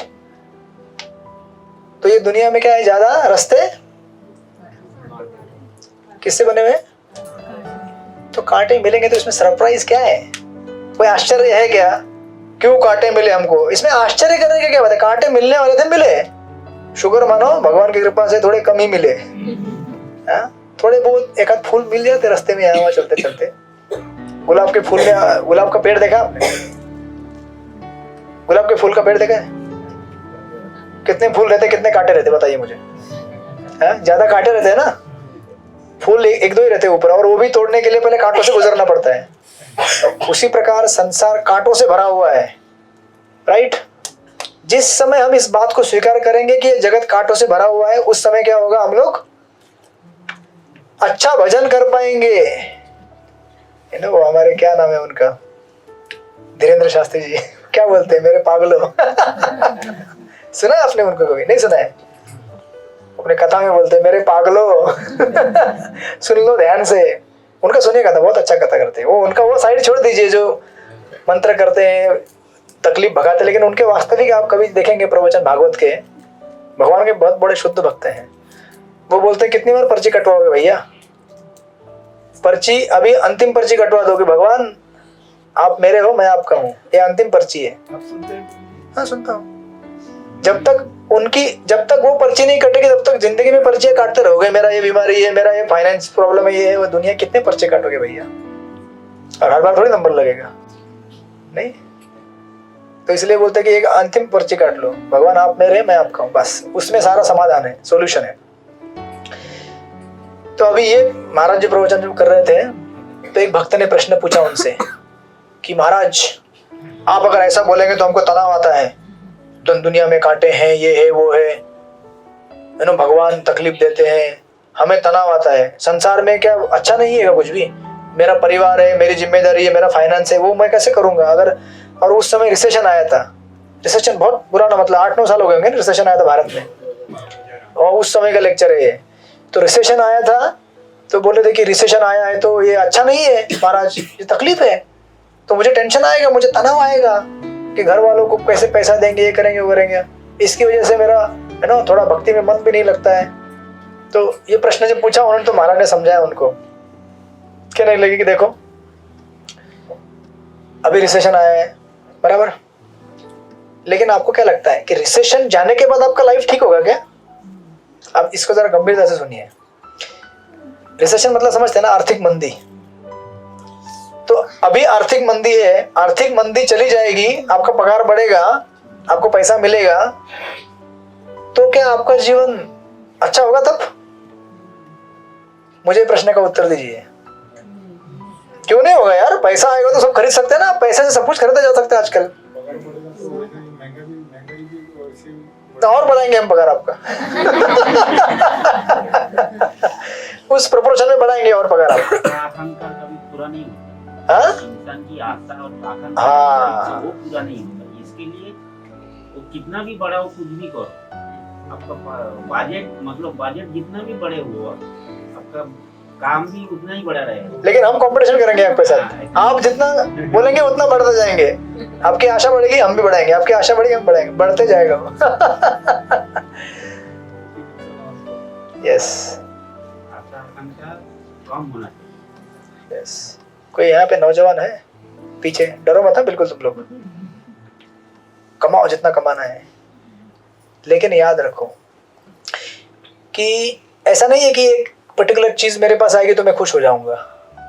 तो महाराज जी बता रहे थे कि देखो अभी आर्थिक मंदी है, लेकिन उस आर्थिक मंदी के पहले भी बहुत कुछ आपके जीवन में आ सकता है। समझो किसी को बहुत बड़ा बीमारी हो गया, कैंसर, तो उसको कुछ लेना देना नहीं होता आर्थिक मंदी से। उसको एक अपना अलग टेंशन आ गया, भूल जाएगा यार रिसेशन क्या है, मुझे कुछ पता नहीं, पहले भैया मेरा ठीक कर दो। आप समझ रहे कि नहीं समझ रहे? या हो सकता है किसी का रिलेशनशिप ब्रेक हो जाए, वो बोलेगा आर्थिक मंदी अभी कुछ मेरे लिए मैटर नहीं करता है। महाराज जी बता रहे थे उस लेक्चर में कि इस संसार में ज्यादा गाने रिलेशनशिप के ऊपर लिखे गए हैं, आर्थिक मंदी के ऊपर बहुत ही कम गाने हैं। बराबर ना? मतलब सोचिए, आर्थिक मंदी है तभी भी लोगों के जीवन में समस्याएं बनी हुई रहती है वैसे की वैसी ही, और जब आर्थिक मंदी चली जाएगी तभी भी समस्याएं वैसे के वैसे बने रहती हैं। समझे कि नहीं? आप नहीं समझे? मतलब हमारे जीवन के सुख का समाधान इसमें नहीं है कि भाई ये समस्या दूर हो जाएगी तो फिर मैं खुश हो जाऊंगा। नहीं, जरूरी नहीं है ऐसा, राइट? और 100% नहीं है, क्योंकि महाराज बता रहे थे कि जो मगरमच्छ जिसने पकड़ा था गजेंद्र को, है नो, ये उसके अलग अलग दांत है। इकोनॉमिक रिसेशन एक दांत है, किसी को बीमारी आ गई दूसरा दांत है मगरमच्छ का, और जो तथाकथित सुख में मिलता है संसार में कि मैं अभी खुश हूं, वो भी एक दूसरा दांत है। क्योंकि खुशी भी हमको क्या करती है? बंधन में डालती है, और दुख भी हमें क्या करता है? बंधन में डालता है। भौतिक बोल रहा हूं मैं। तो कोई ज्यादा व्यक्ति सुखी रहता है ना तो कभी मंदिर में आएगा ही नहीं। देखा आपने कभी? ऐसे कितने सारे लोग हैं बाहर, हाँ हम खुश हैं, हमको कोई प्रॉब्लम नहीं लाइफ में, हम क्यों मंदिर में जाएंगे? भगवान का हम करते हैं, घर पे नाम लेते हैं। अब क्या करते हैं, कितना हमको मालूम नहीं है। क्या गाना गाते हैं? कौन सा गाना गाते हैं? तो कहने का तात्पर्य ये है कि ऐसा मत सोचिए कि अभी मेरे ये जीवन में प्रॉब्लम है, इसको दूर कर दूंगा ना तो मैं प्रभु जी 16 माला कल से चालू करता हूँ, कल के कल तुरंत चालू कर दूंगा। ऐसा होने वाला है? नहीं ना? हाँ, खड़े हो सकते हैं आप। बेचारे का पैर दुखने लगे लगता है बैठ बैठ के। हाँ, आप में से बहुत सारे लोगों को नीचे बैठने का आदत नहीं रहेगा ना? कैसे तो बैठ रहे हैं। चलेगा, बहुत अच्छा। अब खड़े हो सकते हैं, कोई प्रॉब्लम नहीं, डरो मत। मेरे भी दुखते थे लेकिन मेरे को भी आदत हो गया बैठ बैठ के। नहीं चलेगा, ज्यादा नहीं। अभी कितना मिनट हो गया? बस 5-10 मिनट फिर पूरा कर देंगे। तो इसलिए महाराज बता रहे थे कि सुंदर है ना, ये याद रखेगा कभी भी जीवन में कि भौतिक जगत क्या है? दुखालय में। ये मतलब आपके ये सोचने से कि अभी ये समस्या है तो दूर हो जाएगी फिर मैं सुखी हो जाऊंगा, कभी होगा नहीं। जैसे प्रभुपाद एक उदाहरण देते हैं कि आपने कभी देखा है कत्तल खाने में, स्लॉटर हाउस में बकरियां रहती लाइन में, देखा कभी? अभी मत जाइएगा देखने के लिए, क्योंकि अभी छोड़ दिया होगा आपने सब कुछ। हाँ, तो बकरी लाइन में रहती है, एक बकरी को लेके जाते हैं और उसका है ना स्लॉटर कर देते हैं उसको। जो पीछे बकरी लाइन में रहती है वो चारा खाते रहती है मस्त एकदम। उसको पता नहीं है कि 5 बकरी के बाद मेरी गर्दन वहां पे उड़ने वाली है। घास खाने में क्या रहती है वो? उसी प्रकार हम लोग हैं। हम नहीं देख रहे हैं कि सामने वाला उसका नंबर लग गया, इसका मतलब ये नहीं कि आपका नंबर नहीं लगेगा, आपका भी नंबर लगेगा, लेकिन आप क्या है, घास खाने में, घास बहुत अच्छी लग रही है, आज ना थोड़ी नमक ज्यादा हो गई थी लेकिन ठीक ठाक थी, कल ज्यादा थोड़ा नमक डाल देना बराबर से, ठीक है। ऐसे इस तरह संसार में हम लोग मगन रहते हैं, लेकिन याद रखना चाहिए कि हमारा भी नंबर क्या है, आने वाला है। तो नंबर आने के पहले हमें क्या होना चाहिए, तैयार होना चाहिए, क्योंकि हम सबको सामना तो करना ही है मृत्यु का, बराबर। अब सामना करना है, देखिए जैसे अब पूरे जीवन काल में आपके छोटे छोटे परीक्षाएं आती रहेंगे। जैसे एक बड़ा एग्जाम आने के पहले क्या होता है, यूनिट टेस्ट होता है ना। यूनिट टेस्ट किसके लिए रहता है, ताकि बड़ा एग्जाम जो है वो क्या कर सके, हम लोग पार कर सके। लेकिन हम लोग ये कॉलेज में स्कूल में पढ़े हैं, लेकिन इसको वास्तविक जीवन में आज तक उतारे नहीं है। जब छोटे छोटे परीक्षाएं आती है तो हम क्या बोलते हैं, क्यों अभी क्यों आया, अभी टाइम नहीं है आपका आने का, बाद में अंत में आ जाओ जब मेरा अंतिम समय आएगा, ऐसे बोलते हैं ना हम लोग। अभी ये मेरा टाइम नहीं है, समस्या का टाइम नहीं है, समस्या का टाइम नहीं, अभी मेरा टाइम क्या है, एंजॉय करने का टाइम है। अरे भैया, लेकिन अभी ये छोटे छोटे जो टेस्ट आते हैं ये आपको समझाने के लिए आते हैं और तैयार कराने के लिए आते हैं कि आपको बड़ा एग्जाम देना है बाद में जाके। तो कभी किसी का हेल्थ खराब हो जाएगा, किसी का कोई रिलेशनशिप खराब हो जाएगा, है ना, किसी का फाइनेंस लॉस हो जाएगा। उस समय आप भगवान का नाम ले पाते कि नहीं ले पाते, ये चेक करने के लिए भगवान आते रहते बीच बीच में। मैं चेक करता हूँ जाके यूनिट टेस्ट पास होता है कि नहीं पास होता है। जो यूनिट में फेल हो जाता है वो फिर फाइनल एग्जाम में कैसे जाएगा। कभी हुआ है ऐसा जो यूनिट में फेल हो गया, हुआ है ऐसा, फाइनल एग्जाम में नहीं जा सकता ना। कौन सा देना पड़ता है, हाँ। और हम लोग क्या सोचते हैं, अरे रीटेस्ट दे देंगे हम लोग, तो पूरी जिंदगी देते ही रहेंगे, राइट। तो भगवान भी इतने कृपाशाली हैं कि तुम टेस्ट देते रहो और मैं लेते रहूंगा। लेकिन जितना हम विलंब करेंगे उतना हमारे लिए क्या है, उतना दुख संसार में लेते रहना पड़ेगा। इस संसार के दुखों से अगर उबरना है तो हमें कोई भी ऑप्शन नहीं है भगवान के चरण कमलों को पकड़ने के सिवाय। और इस बात को जिसने समझा वो लोग क्या कर दिए, तुकाराम महाराज के साथ चल दिए। जिन्होंने नहीं समझा वो लोग लोगों में रह गए और सोचने लगे हाय हाय क्या हुआ क्या नहीं हुआ। अभी इस समय देखिए सारे कर्म का खेल ही ऐसा होता है। इस समय अगर आपको कोई तकलीफ हो रही है तो उस तकलीफ को ठीक है जितना आप ठीक कर सकते कीजिए, लेकिन वो तकलीफ है इसलिए उसको गाली देते रहना, अरे इसने ऐसा क्यों किया, उसने ऐसा क्यों किया, और अपना भजन छोड़ देना उसके चक्कर में, ये समझदारी की बात नहीं है। उस सिचुएशन को जितना भी रेक्टिफाई कर सकते करने का प्रयास कीजिए, लेकिन साथ में अपना भजन मत छोड़िए। हरे कृष्णा कृष्णा कृष्णा हरे हरे, हरे राम राम राम हरे हरे। तो इससे क्या होगा, आपका आने वाला भविष्य जो है क्या होगा, सुनहरा होगा। लेकिन अभी अगर आप चिल्लाते रहेंगे कि ये ऐसा क्यों हुआ वैसा क्यों हुआ, तो आप अपना मौका छोड़ रहे हैं भजन करने का, और आने वाला भविष्य क्या हो जाएगा, खराब हो जाएगा, राइट। जैसे अगर यूनिट में कोई फेल हो गया बालक, तो थोड़ी ना चिल्लाते बैठते रहते हैं, मैं पाल क्यों हो गया, मैं ऐसा हो गया, मेरे को पड़ोसी ने पढ़ने नहीं दिया, वो चिल्ला देता था, टीवी चालू रखता था। होता है आपके आस पड़ोस में ऐसा कभी अबे भैया पढ़ाई कर लो अभी, अब पढ़ाई करोगे तो बाद में यूनिट पास हो जाओगे तो बाद में आगे बढ़ सकते हो। और हम सब लोग जीवन में यही काम नहीं करते। कितनी बार हमारे जीवन में कुछ प्रॉब्लम आ गया तो हम क्या करते हैं, फीडबैक को आप उधर बैठ जाइए, दीवार पे लटके रहिए आप। होता है ना कि नहीं होता है? या फिर लेते भी हैं तो भी क्या करते हैं, उसने ऐसा बोल दिया, कल उसको देख लूंगा मैं, मेरे साथ ऐसा क्यों होता है, मैं हर रोज मंदिर जाता हूँ, इतनी सेवा करता हूँ। अरे खुश होना चाहिए कि भगवान आपकी परीक्षा ले रहे, खुश होना चाहिए। नहीं आप बोलेंगे ये क्या बात कह रहे हैं आप लेकिन यही तो मजा है। ये चीज आप जिस दिन सीखेंगे तभी मजा आएगा भगवान के साथ खेल खेलने का। मतलब आपको हम भगवान के साथ खेल खेल देखिए तीन यहाँ पे चीजें हैं यहाँ माया खड़ी है, यहाँ भगवान खड़े हैं, यहाँ हम खड़े हैं। हम तीनों के बीच में क्या है, ट्रायंगल लव माया बोलते आजा, कृष्ण बोलते हैं आजा इधर। हम बोलते हैं अरे वाह, दो दो लोग प्यार करते हैं मुझसे, संसार में आज तक प्रेम मिला ही नहीं मुझे, आज दो दो लोग बोल रहे हैं। लेकिन भैया समझ लो, ये माया वाला जो प्रेम है वो क्या है? डुप्लीकेट है वो असली नहीं है। इधर असली लव है। लेकिन हम लोग क्या समझते हैं, क्योंकि माया से प्रेम करने के लिए ज्यादा तकलीफ नहीं करना पड़ता है, शॉर्ट इमीडिएट मिल जाता है, राइट? ऐसा हमें लगता है कि ऐसा नहीं होता है। लेकिन माया क्या करती है, उलझा देती है आपको। वो कहती है कि अरे तू आजा, थोड़ा सा पैसा लेके आ जाना, घूमेंगे फिरेंगे, बहुत मजा करेंगे, राइट?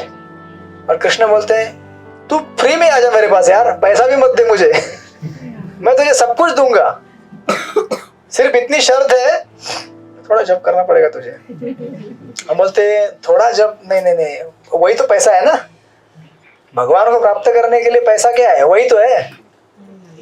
अब हमारे पास ऑप्शन है, थोड़ा पैसा खर्च करके मजा मस्ती करो संसार में, या फिर थोड़ा समय निकाल के भजन करो और भगवान के पास आओ। अभी आप लोग तो इतने समय से आ ही रहे हैं, आपको दोनों का अंतर मालूम है क्या है क्या नहीं है। लेकिन होता क्या है कि सत्संग न रखने की वजह से हम लोग बार बार माया बोलते हैं आजा, हाँ मैं आ ही रहा हूँ, अभी क्लास छूटने में 5 मिनट बाकी है, मैं आ ही रहा हूँ। जैसे आपने देखा होगा रामायण में, जब शूर्पणखा गई थी किसके पास? राम जी के पास। याद आया, अभी पिछले रामायण का प्रसंग बाकी था ये। तो सीता, राम और लक्ष्मण किधर? पंचवटी, राइट? लक्ष्मण बनना है आपको, हनुमान जी। ठीक है, आप विभीषण हो, भगवान के भक्त, उनके चरणों में बैठे शांत।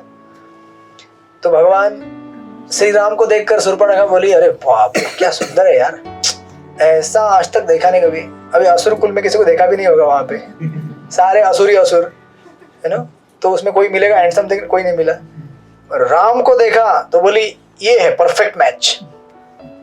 भगवान बोलेंगे कौन सा मैच, तू किधर मैं किधर, तेरा और मेरा कोई तालमेल नहीं, इतनी बड़ी बड़ी आंखें, इतना बड़ा पेट,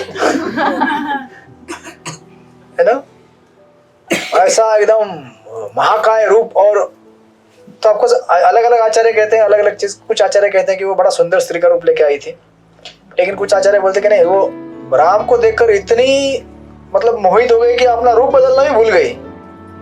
कभी ऐसा होता है, चोरी करते समय हम इतना ये हो जाते हैं कि भूल जाते हैं अपने आप को छुपाना, चोरी करते वक्त भूल गई। वो बोलिए आपके लिए मैं पैगाम लेके आई हूँ, ये मेरा लव लेटर, मुझे स्वीकार कर लो।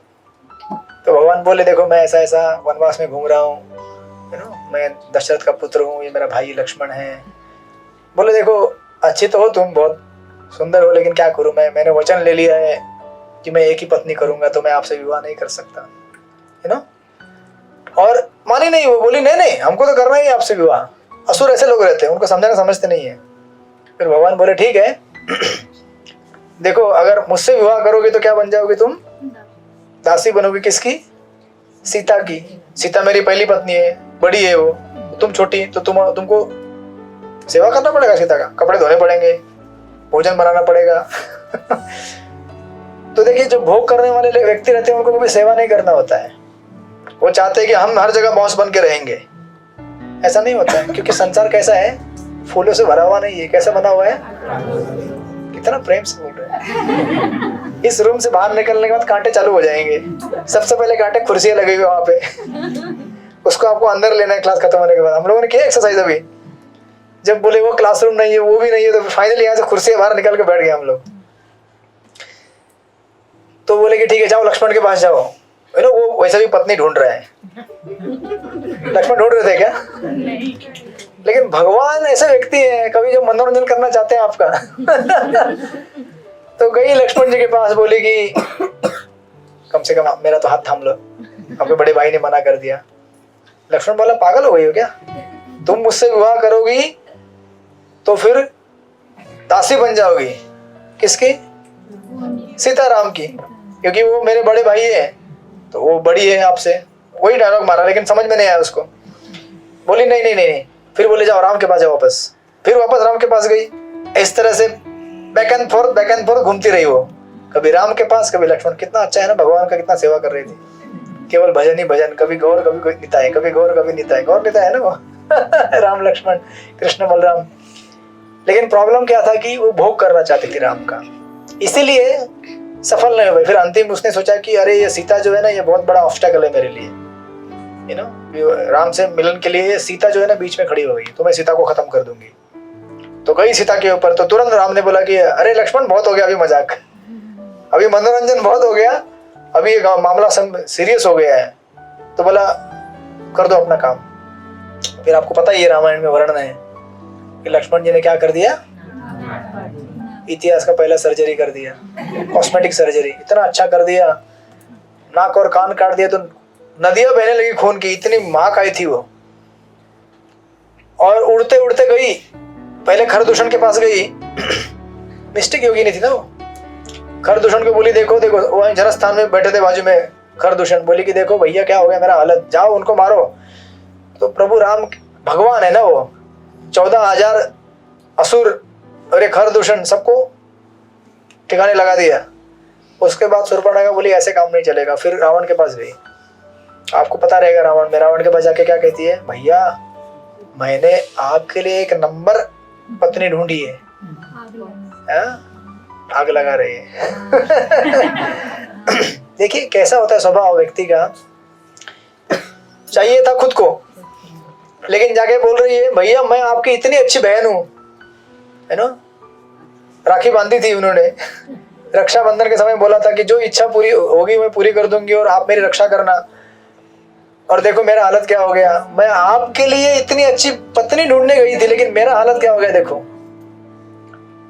और फिर और वर्णन है रामायण में, इतना वर्णन किया उसने सीता का, सीता ऐसी दिखती है, ऐसी है, वैसी है, आपको तो पक्का लेना ही पड़ेगा। जो रावण, जिसको पता था रावण को पहले से कि राम उसको कोई हरा नहीं सकता, रावण को पता था, लेकिन शूर्पणखा ने उसको इतना बड़ा चढ़ा के बता दिया।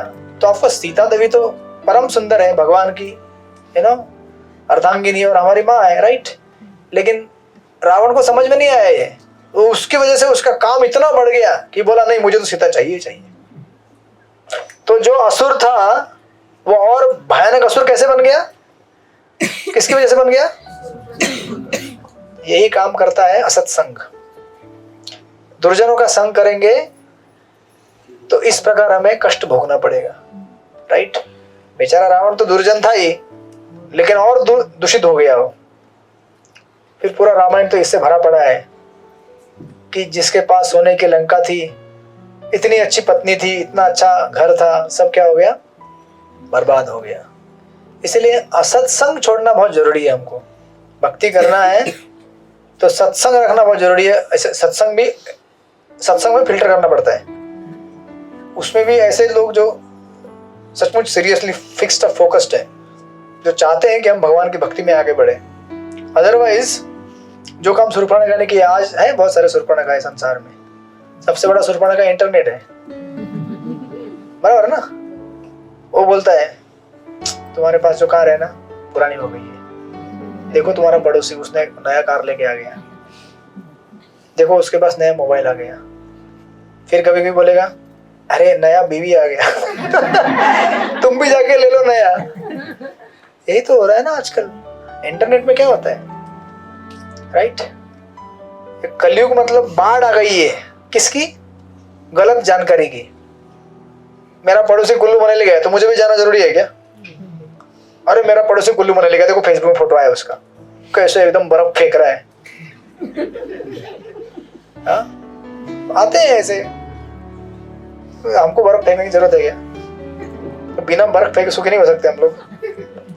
तो आप भी जाइए राधा गोविंद मंदिर, फोटो खींचिए, आप डालिए फेसबुक में। वो नहीं करेंगे हम लोग। कुल्लू मनाली जाएंगे तो 10-15 फोटो खींचेंगे, 10-12 हजार फोटो खींचते हैं लोग। तो आज का सोशल मीडिया हमको क्या कर रहा है, क्या कर रहा है, तबाह कर रहा है। कौन बोल रहा है?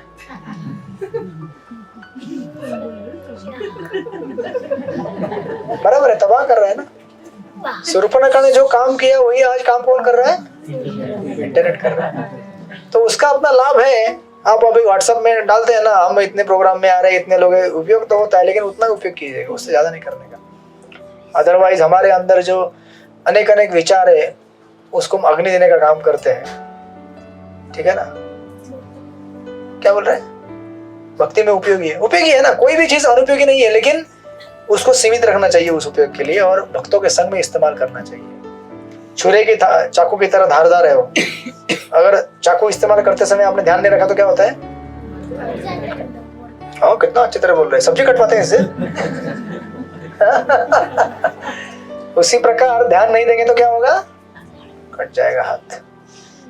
फिर ऐसा तो ऑफकोर्स रावण तो पहले से बदमाश था ही, लेकिन उसको और भयानक असुर बनाया शूर्पणखा ने। कितना अच्छा बोलना हो, भैया मैं आपके लिए पत्नी ढूंढने गई थी। अब किसके लिए कौन ढूंढने गया था आपको पता है ना, माया वैसे रहती है, राइट। तो कहने का सारांश यही है इसमें से कि लोह गांव में से मैंने थोड़ा टाइम इस टॉपिक के लिए लिया, हालांकि एक ही सेक्शन है, लेकिन आप बोलेंगे कि इतना टाइम क्यों, क्योंकि यही तुकाराम महाराज के अंतिम पड़ाव का सबसे महत्वपूर्ण विषय है। इसके बाद तो आपको तुकाराम महाराज भगवत धाम जाएंगे, उसका एक छोटा चैप्टर है, वो कवर हो जाएगा आधे घंटे में। लेकिन ये टर्निंग पॉइंट देखिए उसमें कितना इंपॉर्टेंट है कि भजन करते समय हमें किस तरह सावधानी से भजन करना चाहिए। और अपने भजन की अगर आपको टेस्टिंग करनी है ना, तो जब लाइफ में क्राइसिस आएगा, प्रॉब्लम आएगा, उस समय टेस्ट होता है आपका भजन, कि आपका भजन कितना अच्छा हुआ है। तो उसमें पता चलेगा आपको आप यूनिट टेस्ट में कितना काम किए थे, राइट। तो बेस्ट ऑफ लक सब लोगों को, आपके जीवन में, मेरे जीवन में, सबके जीवन में यूनिट टेस्ट आने वाली है। उस यूनिट टेस्ट को तो आप बोलेंगे ये यूनिट टेस्ट तो फाइनल एग्जाम कौन सी है? फाइनल एग्जाम कौन सी है? मृत्यु। कितना प्रेम से बोल रहे हैं। तैयार है हम लोग मृत्यु को फेस करने के लिए?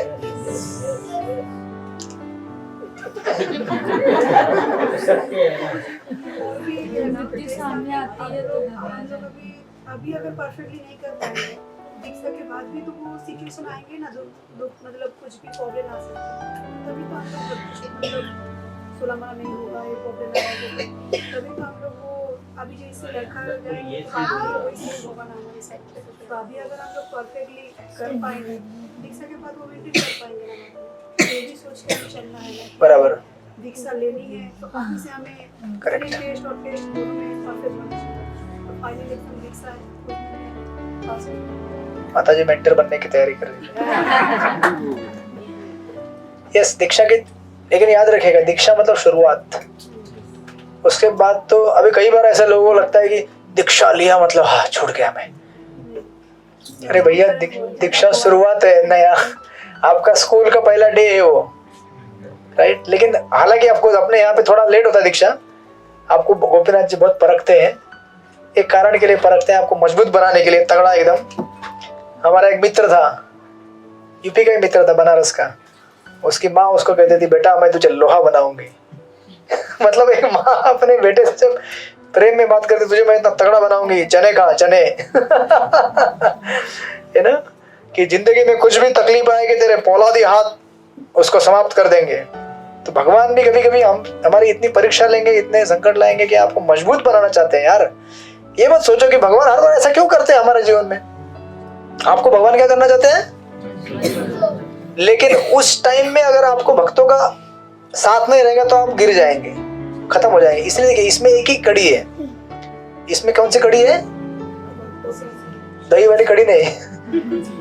भक्तों का संग होना ये सबसे इंपॉर्टेंट चीज है। भक्तों का संग रहेगा तो बड़े से बड़े झटके भी आप सह लोगे, संकट पार कर लोगे, क्योंकि भक्त आपको समझाएंगे प्रभु आप तो अभी बड़ा पिक्चर देखा है, नहीं तो ट्रेलर है, देखो आगे आगे क्या होने वाला है आपके जीवन में, देखो मेरे जीवन में क्या क्या हुआ। फिर भक्त बताता है, पूरी अपनी स्टोरी बताते जाएगा। बोला अरे अच्छा इतना हुआ क्या, मेरा तो कुछ भी नहीं हुआ है। हुआ है ऐसा? हाँ, तो फिर हमें पता चलता है कि अरे यार संसार में मैं ही केवल दुखी नहीं हूँ, सब दुखी है। तो हमें बहुत अच्छा लगता है। बराबर ना। आज अभी क्या हो रहा है कि आपके ऊपर कुछ होता तो बोलते मेरे जैसा दुखी संसार में कोई है ही नहीं, सब लोग ऐसा सोचते हैं अपने आप को, बराबर ना। लेकिन याद रखिएगा संसार में सब लोग दुखी है बाबा। हर किसी का अपना अपना दुख अलग अलग होता है, लेकिन दुख सबको मिलता ही है। दुखालय। जैसे प्रभु जी बोलते हैं भोजन भोजनालय में भोजन मिलता हाँ। है, दुखालय में दुखालय में दुख मिलेगा, और क्या मिलेगा। ये जिसने समझा वही भोजन ठीक से खा पाएगा। नहीं तो बेचारा भोजन खाते खाते बोलेगा मिर्ची ज्यादा हो गया, नमक ज्यादा हो गया। भैया थोड़ा हो गया, ठीक है, एडजस्ट करके खा लो, ठीक है। अब इसीलिए भोजन का समय हो गया है। ठीक है। अरे जीवन, जाके प्रसाद ले लो किचन से। तो ठीक है, यहीं पे हम विराम देते हैं, कि थोड़ा कीर्तन कर लेते हैं, फिर अगली बार तुकाराम महाराज के अंतिम एक पड़ाव बाकी है, उसको पूरा करेंगे। उसके बाद फिर हम लोग कथा करने जाएंगे रामानुजाचार्य का। दक्षिण भारत की अनेक कथाएं हैं श्रीपाद रामानुजाचार्य की, उनके जीवन लीला की सुंदर सुंदर कथाएं हैं। अब तो आपको ये एक लेवल, डेप्थ का लेवल है, इससे और एक लेवल डेप्थ में लेके जाएंगे कि भगवान की भक्ति में कितना सैक्रिफाइस देना पड़ता है, कितने परीक्षाएं जाती है हमारी, और भगवान का नाम स्मरण करने से कितना हमें लाभ होगा। तो हम इस कथा के बाद उसको आरंभ करेंगे। यही बुक मिलता है ना गिफ्ट शॉप में। हाँ, हिंदी में है, अंग्रेजी में है, मराठी में है, तो आप लोग पढ़ लीजिएगा उसको, ठीक है। अभी आपको पढ़ने में आनंद आएगा, रोचक लगेगा। हाँ, श्री कृष्ण लीला ली थी। हाँ, वो भी किताब मिलती है। सब लीला ही है कृष्ण की। Yes. बहुत अच्छे सुंदर, आप लोग भी पढ़िएगा। तो बहुत अच्छा लगा मुझे भी। ये कथा कितने समय से चल रही है? 1 साल हो गया ना अपने को? एक साल हम तो नहीं, जून में, तो ठीक है, जून आना चालू हो गया, अप्रैल में जून। चतुर्मास से चालू हो गया। हाँ, 9 महीने हो गए। 9 महीने का बालक पैदा हो गया अभी। भक्ति पैदा हो गई, ठीक है। हरे कृष्ण। श्रील प्रभुपाद की जय, श्रीमद् भागवत महापुराण की जय, संत तुकाराम महाराज की जय। तो हम थोड़ा कीर्तन कर लेते हैं, फिर तत्पश्चात आप लोग प्रसाद पाइएगा। ये आपका बेबी डॉल इधर आ गया।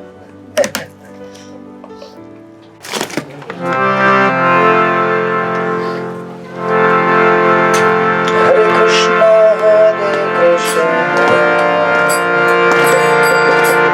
कृष्णा कृष्णा हरे हरे, हरे